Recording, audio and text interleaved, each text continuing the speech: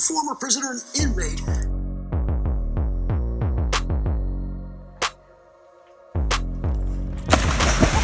You did it. What are you doing, Guns? You bit the hell out of me. Wanna see you with your hands up. Going straight to the sky, let me see you put your hands up. Cause we do till we die and we on another level. I'm at New York City. To the rest of your body, the hips and the got a piece of the pie. Told you once, told you twice that we only got one life. On the way to achieve success after prison, and he's going to share his story with us right now. Diamond shine, best at night. You wear yours, I'll wear mine. Go dumb tonight.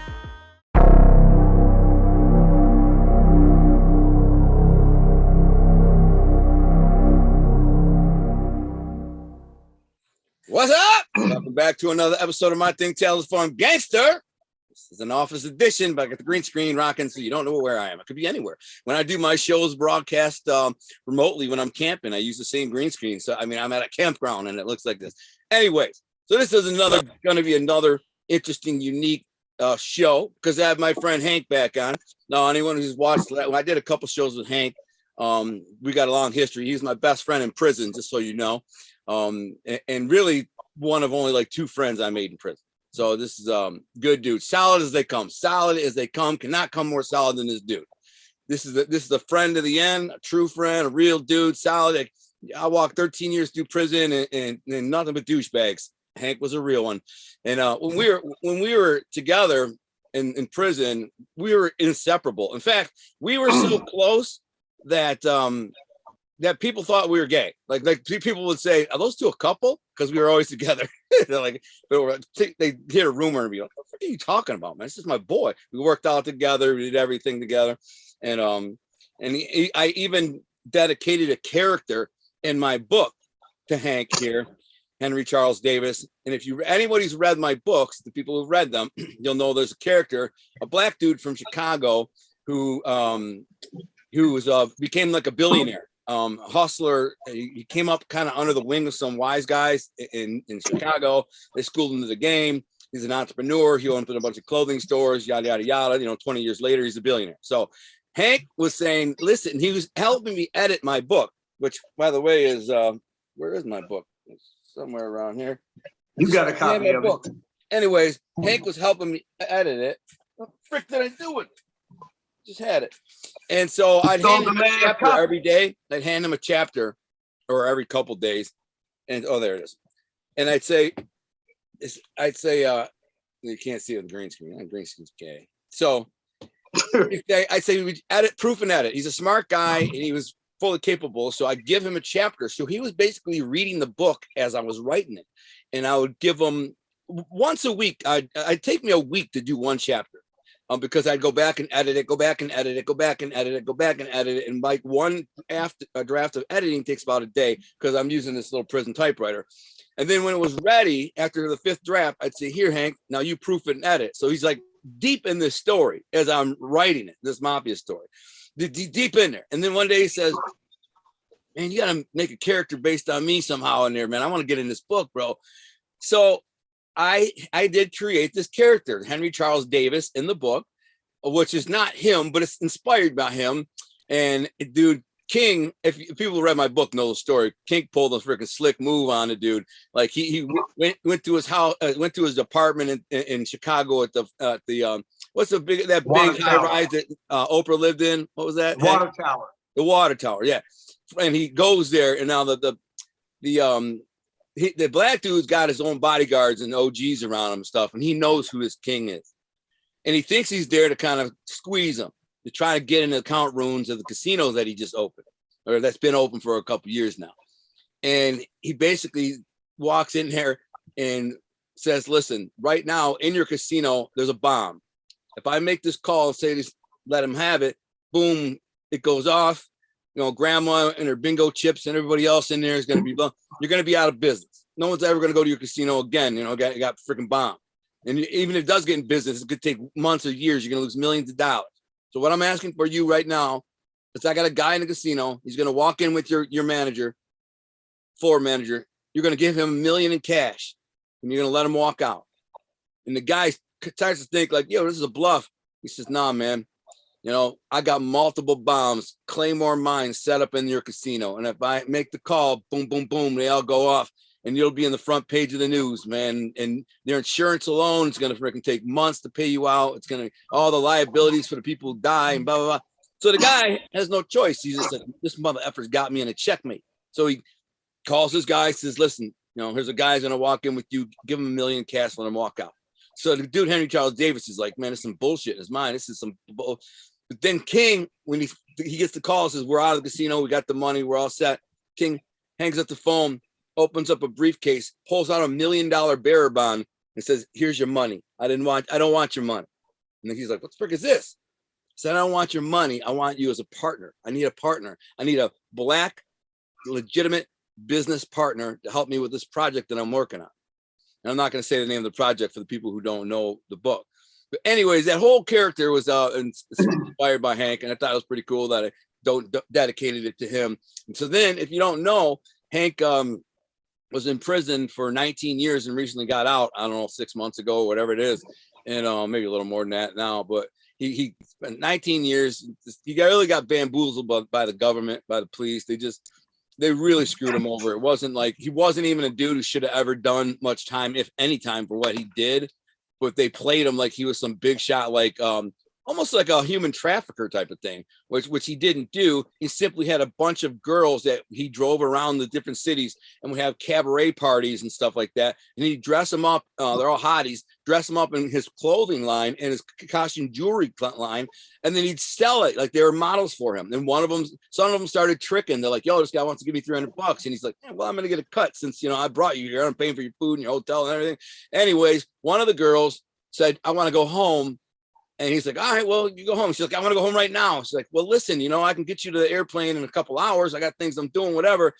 She freaks out. She calls the police, said she was being held, you know, captive and blah, blah, blah. And they come in and swoop in and they get Hank and they call him a freaking this big human trafficking pimp, which he wasn't. He was just like, what the frick are you talking about? 19 years this motherfucker does, man. 19 years. Anyways, I'm not glad that you did prison time, Hank, but I am glad that I met you. And we became friends. And then we became friends in a funny way. I've told him the story before and the first time he was on the show, but I'll tell it again really quickly. I was walking through the chow hall and he said something slick to me. He was working in the chow hall on the other side of the, you know, handing food out. Come through. I mean, look at me. I don't look like your average, like, I mean, I look like I could be a racist or a skinhead or something. I'm shaved head. I think I had hair at the time, so I didn't look like yeah, you had hair. Yeah, hair. So I come walking through and he said something like some wise ass thing to me. And I'm like, all right, man, you know, maybe laugh. Like, is he being slick or is he just being funny? I don't know. I come back a couple days later. He says something slick to me again, funny to me, and anything on the yard. Then he starts talking to me in the yard a little bit. And then we end up going to the weight room to work out together. And then like one day in the weight room, I told him about one of my books, A Rat's Tale. And I told him the whole story over like an hour period. He just sat, they didn't even work out. He just sat there listening to the story like, holy shit, dude, that's a freaking good story. And then we just became friends, became boys. And so he was like, I wore this shirt today. If you know, Hank, I don't know if you remember this shirt. Probably don't, but this was in prison with me. Some old man painted it. And that was when I was in Carson City with you. An old dude painted this shirt. And what the frick? Oh, I lost myself. It's basically Jesus in a prison cell. See that? He got a Bible and it sees, I thought it was cool. Like, you know, represent, you know, God's everywhere. It doesn't matter where you're at. Jesus is with you all the time. So I wore this shirt today, kind of in remembrance of that, some old man who did this. But, and so anyways, it kind of sucked when I finally rode out to a different prison. He rode out to a different prison to me first, but, you know, for a couple of years we were inseparable, but we stayed in contact. We always, you know, we really loved each other. We were just genuine friends. So, you know, I tried to send him a few bucks while he was in prison when I could afford to. I made sure to send him the emails, you know, like prison emails called JPays, and stay in contact and wishing him the best. And now here he is. He's been out. How long you been out, Hank? October last year, so a little bit under 9 months. Okay, so it's about 9 months. Hey, if you could get a little bit closer to your camera, just because the sound is a little bit bad, I think that's just a little far off. So if you get a little closer, that helps. How's that? It'll be better. Yeah, it's better. It's better. You just gotta have, you know, little better sound. Because I have this mic, this whatever this thing is. It's I can't. Yeah, you know, you all professional and whatnot. I know it's a good one too. But anyway, so he gets out of prison after 19 years, and he comes home to this insane world.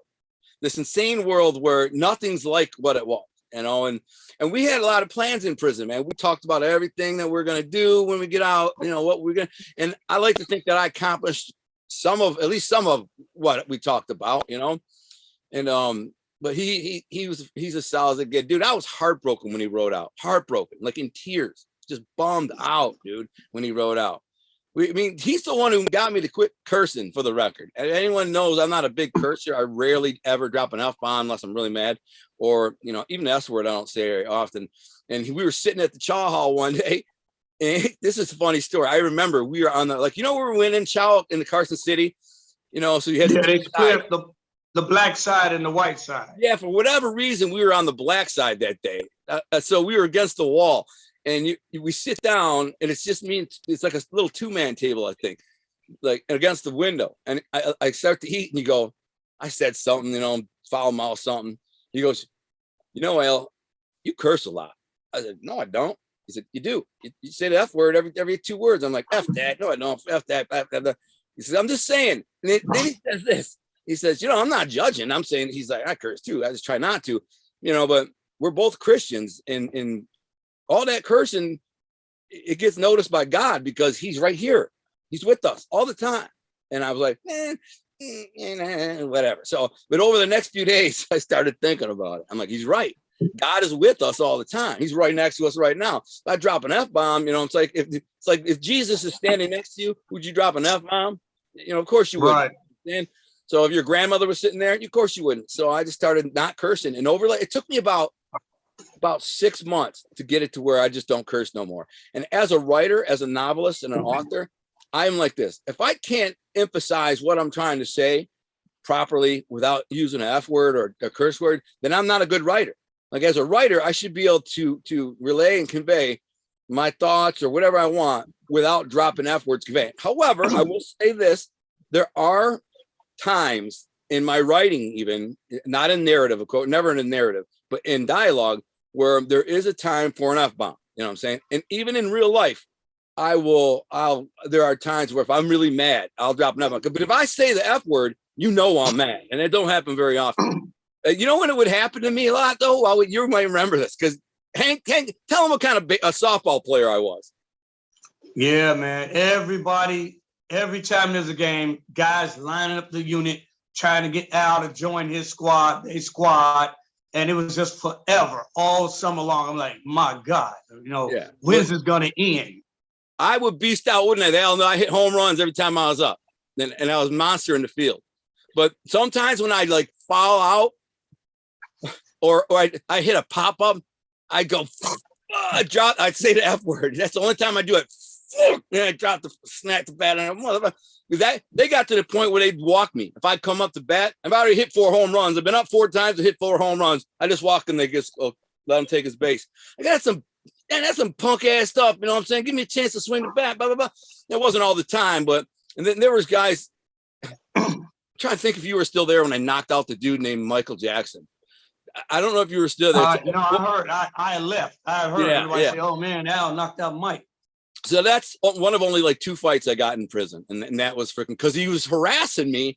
Dude, I played 26 games without an error. You know how hard it is to play 26 games without error? And I'm I'm like getting like 12 RPIs every game. I'm not joking. Yeah. Like 12 RPIs. Yeah, so they start, and then the guy I finally got an error. I dove for the ball and just didn't get it. It was just too hard of a play, but I almost got it. And he goes, oh, you bum, blah, blah. And I recognize its voice. It's a white dude named Michael Jackson, who's kind of on the chubby side.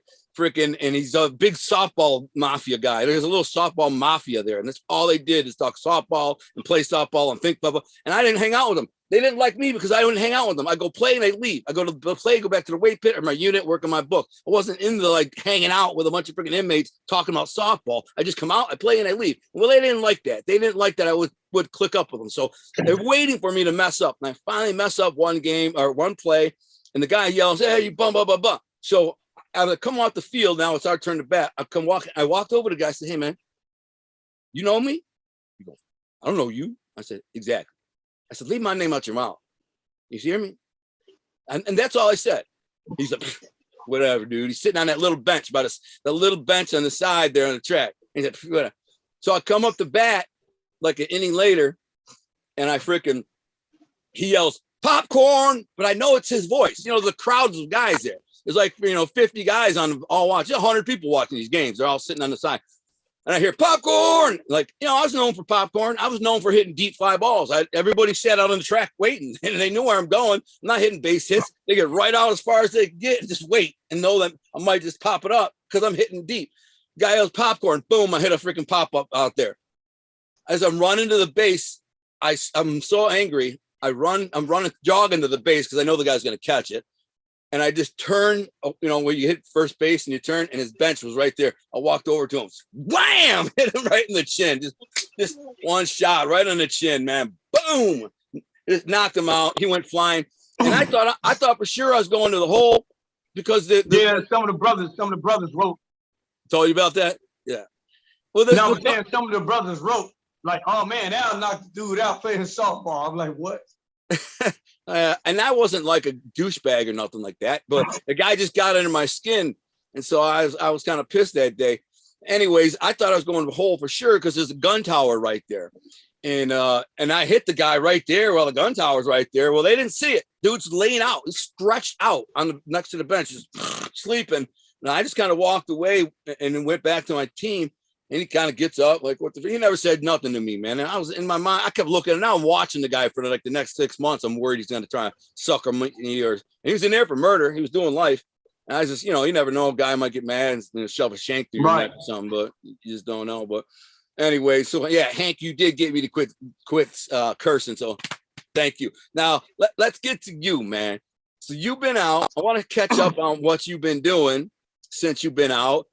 And we talked about some of your hurdles and things that you had to overcome. And it's all got to be super hard. Like even this technology, he kind of struggled trying to get the YouTube link and all that. It's all so new to him because he's from he's a dude who was from like 2001. Yeah, 2003. And so was I, but I came home in 2016 and I did learn a lot from my wife.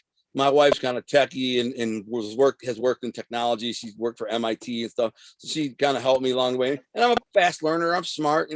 I still struggle with some things, a lot of things. Like I ask her, "Honey, I need help. But it's got to be hard for you because I don't know who you have around you, but I mean, you got smart people around you too. So it's not that bad. It could be worse. But like, what's been going on for the last 9 months? Tell us the story. What are we doing? Well, let's just jump with the tech part. Simple, basic stuff that any moron, or they can't get service. So they say, "Well, you got a hotspot?"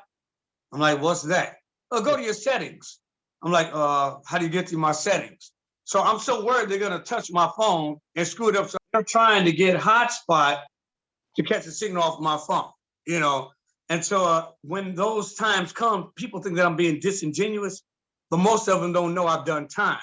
Most of them don't know that I'm behind the learning curve. Yeah. One, judgmental things. Two, who runs around saying, "Hey, to certain individuals, you don't want to divulge that." Yeah. And so I'm very, very particular about who knows what. Yeah. And I look a little robotic, disingenuous. Somebody's trying to call me, I keep pushing decline. Yeah. Jeez, oh, Pete, people. So those are just the little nuances.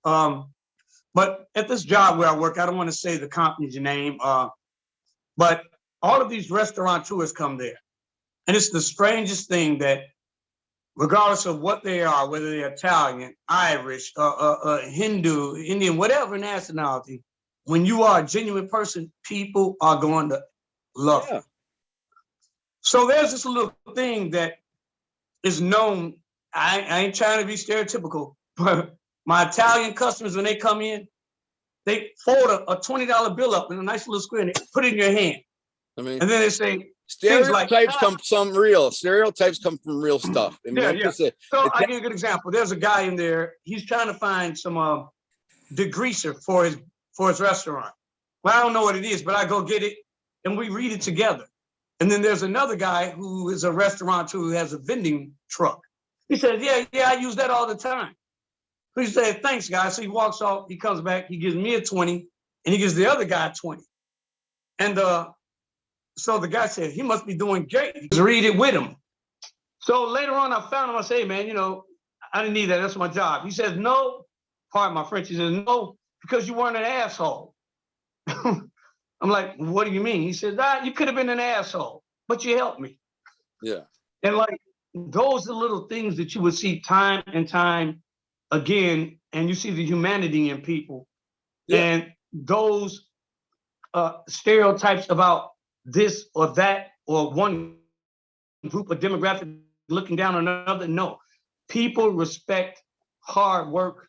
People respect dignity. People respect humanity, period. You're always going to find a few on the outside, but there are more people that that want to just embrace than there are more than want to hate. And here's a good example. Way more. I got a manager. Everybody that comes into the store, they look for Chicago Chucky. That's what they call me, Chicago Chucky. So they come and the management gets pissed off because the management really doesn't care about what the customer wants. But they go find Chicago Chucky. And you know what I'm gonna do? If I don't know, I'm gonna go to management. So I go to the office and I'm like, this customer needs to know this. It's like, let them find it. You could be doing something else. I'm like, well, what is customer service? It's service for the customer. Right. So one manager sees me loading up all of these spoons for a 90-year-old guy who owns a chain of Frosties called Rita's, Italian ices called Rita's in Jersey. Yeah. He says, what are you waiting to get your free coupon? Because this older guy, he gives out these coupons and he writes one free icy from Pop. He does that. So I said, no, I'm helping the guy. I was like, yeah, you want a free coupon. I says, no, my time is worth more than a freaking coupon. The man's 90 years old. Right. So I will it out there. And as usual, Pop comes out and he tries to hand me the coupons. I said, Pop, I don't want them. I always tell you that. He says, hey, enough. Didn't I tell you I'm 93? No one refuses me. Now take it. I said, I don't want it. He said, you take it. I give to everybody. You're a smart guy. You take it. I said, no, I don't want management to think that the only reason why I'm helping you is for a coupon. He said, who says that? Who says it? Man. So I said, well, we're going to leave it alone. He said, I'm going to find out. There's only 2 managers in there. Yeah. He walks back in there. He's one of their biggest accounts. He chews their ass out. Excuse my French. And then he comes back and he hands me a folded $20 bill. And he says, if that guy opens his mouth again, I want to know. I'm biggest account here. Yeah. Now, I'm just a guy stocking shelves. Yeah. I'm a nobody. But here's this man who thought that I was being demeaned and belittled as an employee of a corporation. Yeah. And he went in there and chewed this guy's behind out. Well, that's the way it's supposed to be, man. Again, here's the thing, bro.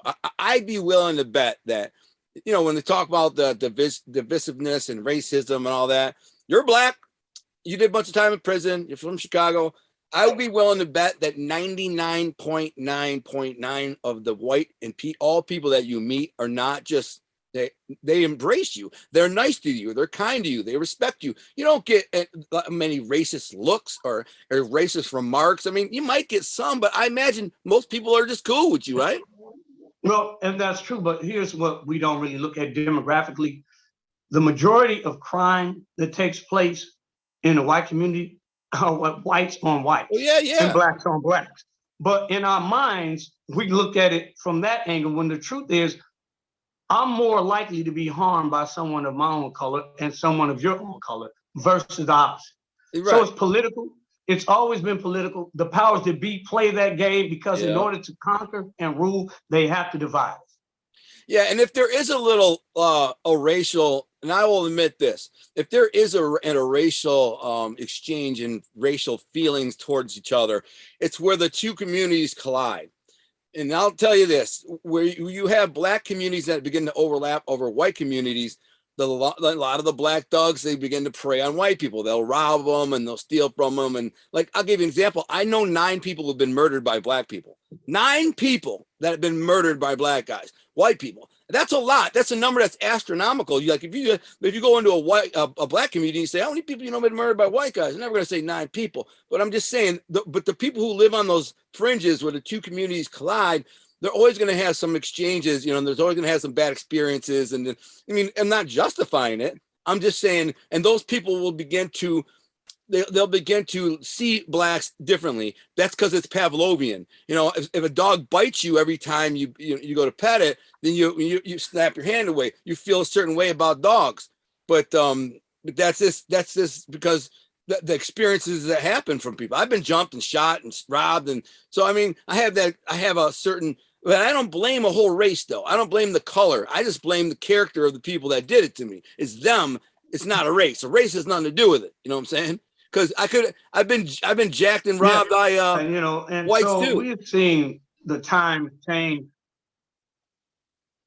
Right. Well, I always tell you that, and for me, I tell people that I've never really been a victim of others, but I've been my worst victimizer. See, Right. My own actions. Me too. Whether in whatever neighborhood I was in, I was my worst enemy. Yeah. You know, and because at the end of the day, it's about choices. Choices. Exactly. For the most part. You and I have been in the streets, so we know what comes with the streets. Now, when you got an average Joe, 9-to-5 guy, Mrs. Johnson, Mrs. Smith, whatever, and they become a victim of something, now they didn't sign up for it. Right. And so we know when we play in the streets require something back. You can't take out the streets without giving something back. Maybe it's cliche. I believe it to be true.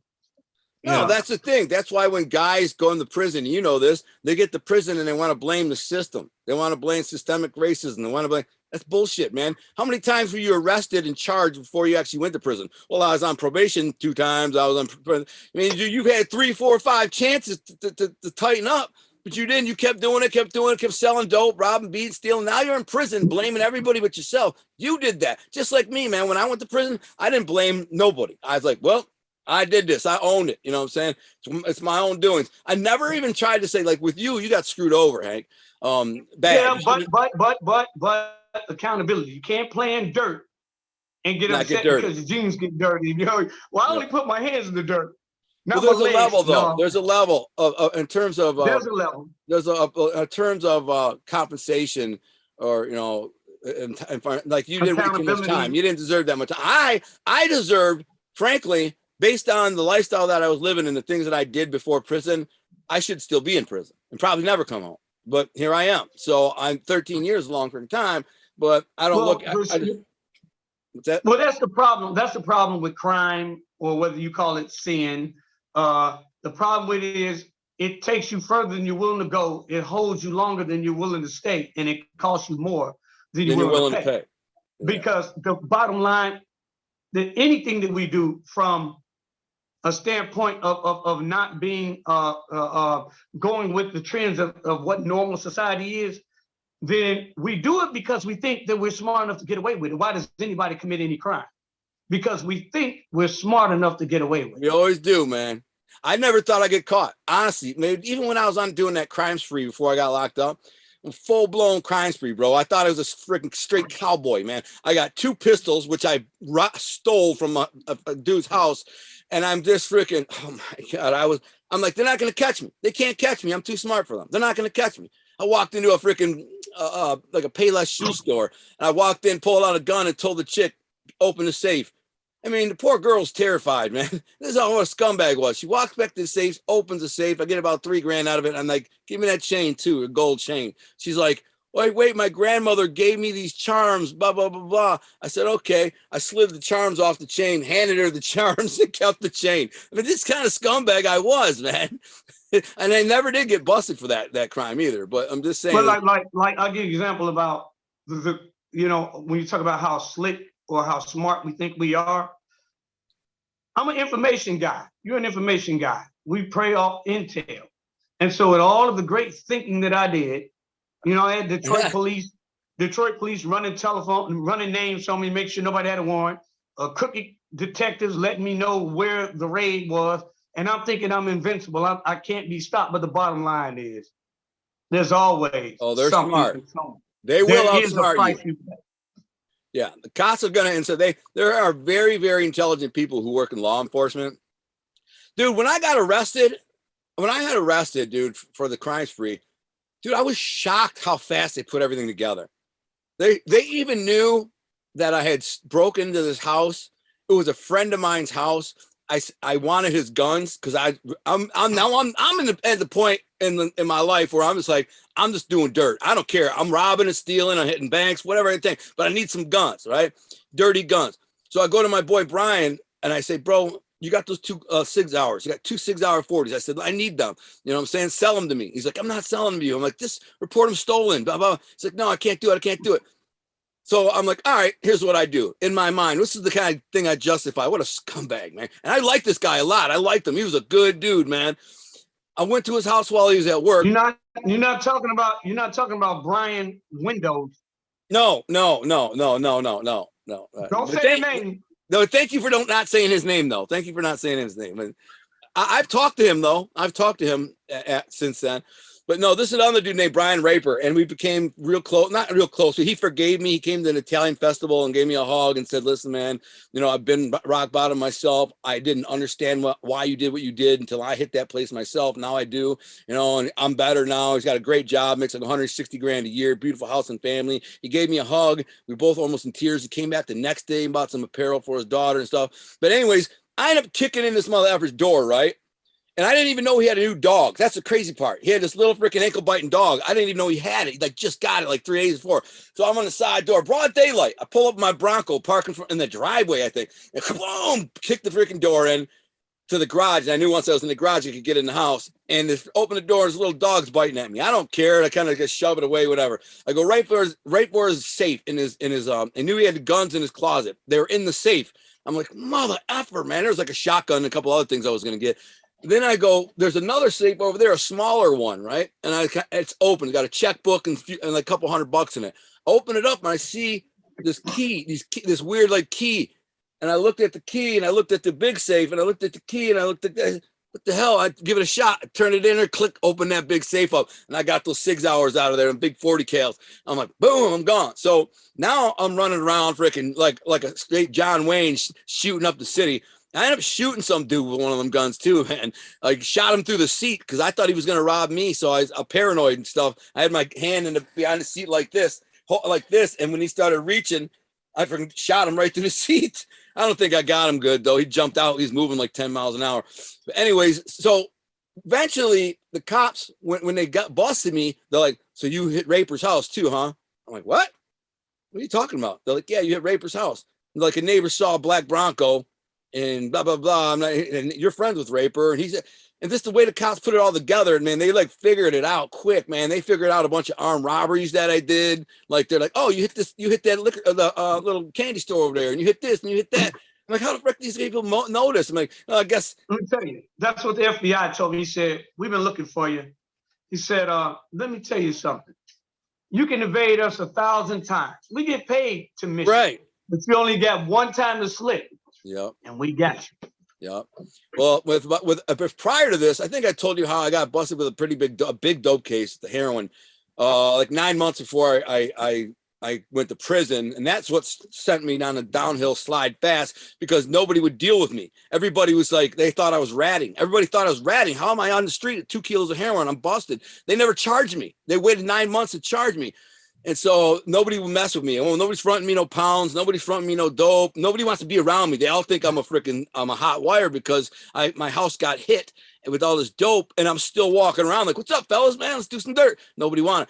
So the cop said to me, when we got busted, what did he say? Anyways, the cops said, I ended up beating that case because the case was weak. You probably remember that it was my girlfriend's brother, Ramona's brother, was the one who ratted me out, and the credibility is bad. They didn't have a sale, whatever. And the cop said to me, he says, I said, you're never gonna convict me for this. I don't know why you're not gonna charge me. You never convict me. There's no hand-to-hand sale. You have no nothing.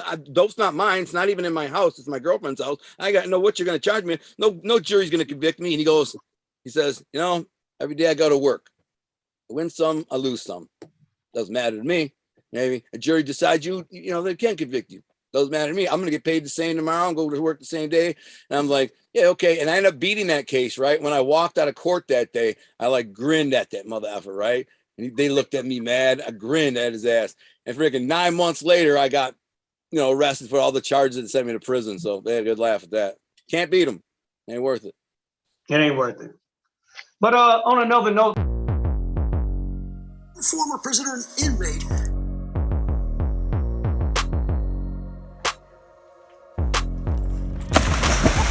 You did it. What are you doing, Guns? You beat the hell out of him. Wanna see you with your hands up. Going straight to the sky, let me see you put your hands up. Cause we do till we die and we on another level. I'm at New York City. To the first with your body,